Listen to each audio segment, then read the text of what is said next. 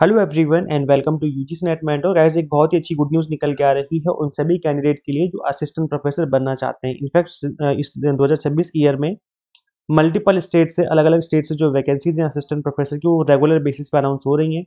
तो अभी तक अगर आपने नेट क्वालिफाई नहीं किया तो कर लीजिए, बिकॉज काफ़ी अच्छे मौके हैं जो 2026 में आपको मिलने वाले हैं। अभी रिसेंटली पंजाब से भी खबर आई है कि कैबिनेट ने अप्रूव कर दी हैं वैकेंसीज, 1100 प्लस वैकेंसीज हैं। और यहाँ इसके बारे में मैंने कल बात भी की थी, मैंने वीडियो भी बनाई थी कि फॉर्म फिलिंग कैसे होगी और कौन कौन अप्लाई कर पाएगा। तो चैनल पे विजिट करके आप इस वीडियो को भी गो थ्रू कर सकते हैं। इसी तरह की वीडियोस मैं आपको अपकमिंग वीडियो दिनों में भी लेके आता रहूँगा आप सभी के लिए, ताकि आपको टाइम टू टाइम अपडेट मिलते रहें। सो मेक श्योर चैनल को सब्सक्राइब जरूर कर लें ताकि आपको अपकमिंग वीडियोस के सभी नोटिफिकेशन मिलते हैं। तो ऐसे देखिए जो वैकेंसीज निकल के आई हैं अभी, वो निकल के आई हैं assistant professor in government aided degree colleges of West Bengal. अब यहाँ पर अप्लाई कोई भी कर सकता है जिसने पोस्ट ग्रेजुएशन कर रखी है विद मिनिमम 55% मार्क्स प्लस, जिसके पास नेट है या फिर जिसने पीएचडी कर रखी है। ऑनलाइन एप्लीकेशन जो है वो 26 फरवरी से स्टार्ट हुई है और लास्ट डेट जो है ऑनलाइन एप्लीकेशन की वो 15 अप्रैल रहेगी। अभी 9 मार्च है जब मैं इस वीडियो को बना रहा हूँ। इट मीन्स आपके पास सफिशिएंट टाइम है अप्लाई करने का। चलो गाइस, हम सब सारी चीज़ें कवर कर लेते हैं कि किस तरीके से आपको अप्लाई करना है और पे स्केल कितना रहेगा और एज लिमिट क्या रहेगी, सब कुछ कवर करेंगे। तो वैसे देखिए पोस्ट लिखा हुआ है, मेंशन किया हुआ है assistant professor in different subject of government and aided college, general degree college in waste Bengal. तो मल्टीपल सब्जेक्ट में वैकेंसीज हैं, ऐसा नहीं कि एक सिंगल सब्जेक्ट में वैकेंसीज हैं। कितनी वैकेंसी हैं ऐसा बोला गया था, vacancy calculation shall be done in accordance with the terms laid down in waste Bengal college service Commission. Manner of selection of person for appointment to the post of assistant professor principal and librarians and re recommendation of assistant professor regulation 2012। तो यहाँ पर जो vacancies है वो बाद में announce की जाएंगी जब कट ऑफ बनेगी। तो वो लिखा हुआ है the vacancy cut off date and the exact number of all vacancies subject wise category wise and college wise will be notified before publication of merit panel. तो एक बार जब मेरिट लिस्ट बनेगी उसके बेसिस पे, उससे पहले आपको सब्जेक्ट वाइज वैकेंसीज बता दी जाएगी। अब ये जो वैकेंसीज हैं, ये जो मेरिट लिस्ट बनेगी वो किस बेसिस पे बनेगी, मैं इसके बारे में बात आपको बता देता हूँ। देखो ऐसे यहाँ पे मेंशन कर रखा है इन्होंने that selection and recommendation the eligible candidates will be called for interview for selection. However, the commission may at its discretion call for interview of shortlisted applicants। तो guys देखो यहाँ पर जो एप्लीकेंट्स हैं जिनको की शॉर्टलिस्ट किया जाएगा उनको इंटरव्यू के लिए बुलाया जाएगा।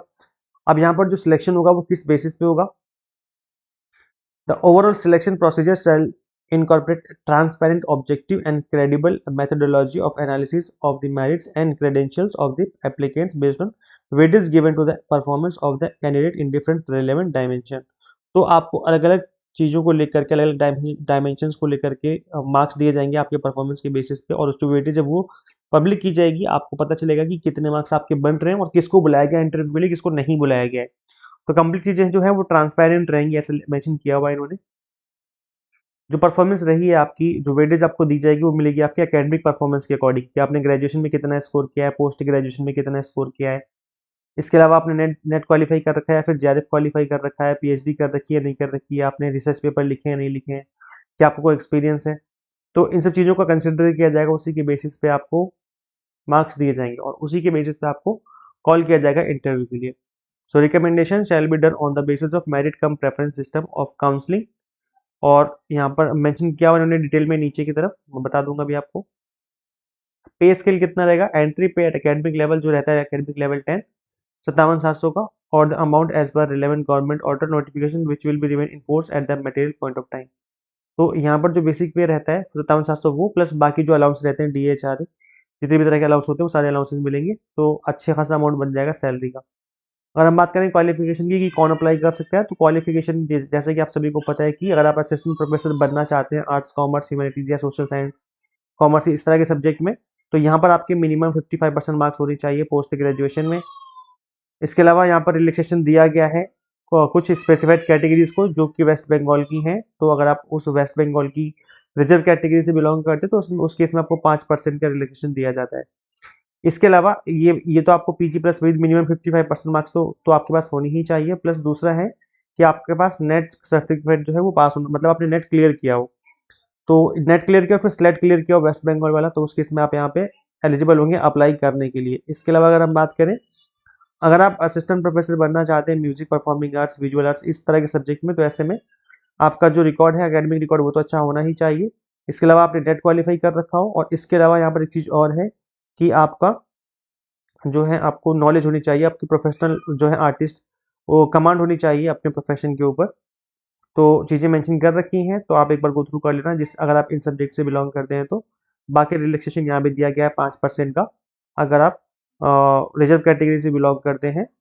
इसके अलावा देखो गाइज, कुछ लोग एग्जम्प्टेड हैं नेट सेट स्लेट एग्जाम से, वो लोग जिन्होंने पीएचडी कंप्लीट कर ली, बिकॉज यूजीसी की गाइडलाइंस कहती हैं कि या तो आपने पीजी प्लस नेट कर रखा हो तो आप अप्लाई कर सकते हो, या फिर पीजी प्लस पीएचडी कर रखा हो तो आप अप्लाई कर सकते हो।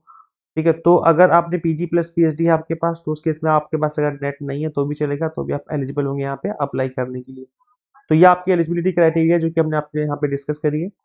इसके अलावा गाइस देखो, पीएचडी जो है आपकी वो रेगुलर मोड में होनी चाहिए। अब यहाँ पर कुछ लोग पीएचडी जो है वो पार्ट टाइम पीएचडी भी करते हैं, तो पार्ट टाइम पीएचडी ज़्यादातर जगह तो वैलिड रहती है, बट कुछ जगह स्पेसिफिकली मेंशन कर दिया जाता है कि भाई रेगुलर पीएचडी ही चाहिए, और इस केस में रेगुलर पीएचडी के लिए ही बोला गया है। इसका मतलब जो पार्ट टाइम जिन्होंने पीएचडी करी है वो यहाँ पे अप्लाई नहीं कर पाएंगे। अगर हम बात करें एज की, तो गाइस देखो यहाँ पर जो अपर एज लिमिट है वो 40 रखी गई है। 1 जनवरी 2026 को जो आपकी एज है वो 40 है, उससे कम होनी चाहिए। 5 साल का रिलैक्सेशन दिया गया SC/ST को, 3 साल का OBC को। For the post of assistant professor differently able candidates को यहाँ पर 10 साल का रिलैक्सेशन दिया गया है। लेकिन याद रखिए कि जो रिलैक्सेशन है वो केवल वेस्ट बंगाल के कैंडिडेट्स को ही मिलेगा, बाकी जितने भी कैंडिडेट हैं वो लोग यहाँ पर 40 या उससे कम ही की एज होनी चाहिए उनकी।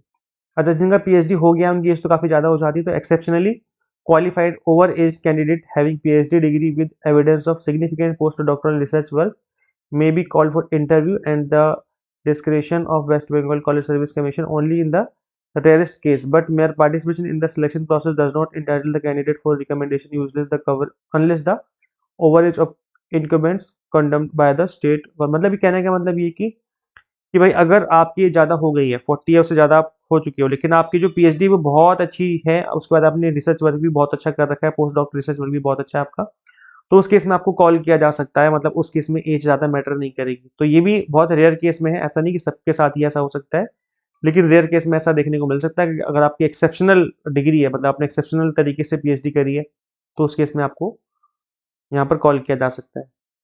अगर हम बात करें एप्लीकेशन फीस की, तो गाइस देखो यहाँ पर फीस जो है 2500 रुपये रखी गई है, और 2500 फीस तो बहुत ज़्यादा हो गई, मुझे लगता है इतनी फीस नहीं होनी चाहिए थी। बाकी आपकी क्या व्यूज़ है कमेंट सेक्शन में बताना। मुझे लगता है इसकी जो फीस है वो 500 रुपये से 700 के आसपास होनी चाहिए थी, इससे ज़्यादा फीस यहाँ पर नहीं होनी चाहिए थी। जॉब नहीं है, पैसे नहीं है, इसीलिए तो जॉब करने जा रहे हैं।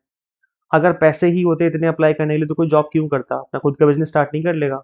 मतलब इतने से तो बिजनेस स्टार्ट नहीं होगा, लेकिन द थिंग इज कि अगर आप इतने इतने पैसे फॉर्म फिलिंग में ले रहे हो तो क्या उसका एक औचित्य बनता है जॉब देने का? आप जॉब के लिए ही तो अप्लाई कर रहे हैं और जॉब के लिए पैसे मांग रहे हैं। भाई जॉब तो खुद पैसे तो आप हमें देंगे ना, जब हम जॉब करेंगे, आप हमसे ही पैसे मांग रहे हैं। वो भी तब जब रिटर्न एग्जाम नहीं है। यहाँ पर रिटर्न एग्जाम नहीं, केवल इंटरव्यू है। रिटर्न एग्जाम में तो काफ़ी कॉस्ट आती है, लाइक आपके इन्विजिलेटर होते हैं, क्वेश्चन पेपर बनाने की कॉस्ट आती है, चेकिंग की कॉस्ट आती है, हर चीज़ की कॉस्ट आती है, तब तो पैसे बनते भी हैं। लेकिन यहाँ तो एग्ज़ाम ही नहीं है, फिर इतने पैसे लेना कोई इसका तुक नहीं बनता है, इतने पैसे का तो नहीं बनता है। 500 रुपये होने चाहिए थे, जितना मुझे लगता है। बाकी आपके जो व्यूज़ हैं बताना कमेंट सेक्शन में।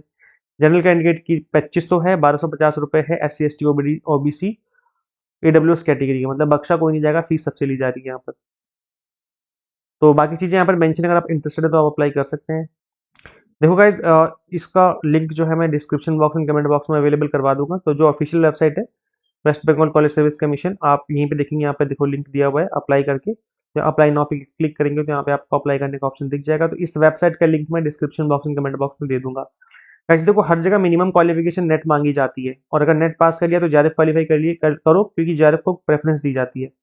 तो जिनका नेट क्वालिफाई नहीं है, फिर जिनका JRF क्वालिफाइड नहीं है, तो आप स्टार्ट कर लो अपनी प्रिपरेशन, बिकॉज 2026 के मिड में और एंड में आपका और भी काफ़ी सारी वैकेंसीज देखने को मिलने वाली हैं।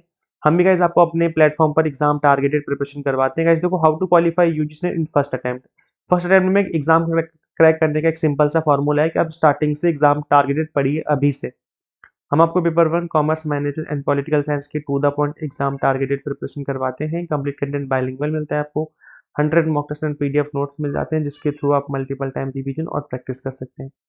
तो वैसे करना क्या होगा, आपको सिंपली गूगल प्ले स्टोर से एग्जाम मेंटर ऐप इंस्टॉल कर लेनी है। अगर आप एक iOS यूजर है तो उसका लिंक हमने आपको अलग से इसी वीडियो के description box and comment box में दे दिया है। तो कंप्लीट कंटेंट यहीं पर अवेलेबल है। शेयर कर दीजिए इस वीडियो को उन सभी के साथ जो भी असिस्टेंट प्रोफेसर जॉब के लिए एस्पिरेंट्स है, मतलब इसके लिए सर्च कर रहे हैं। And subscribe for UGC update and assistant professor job related updates. Guys इस वीडियो में इतना ही, मिलते हैं फिर नेक्स्ट वीडियो में। Thank you.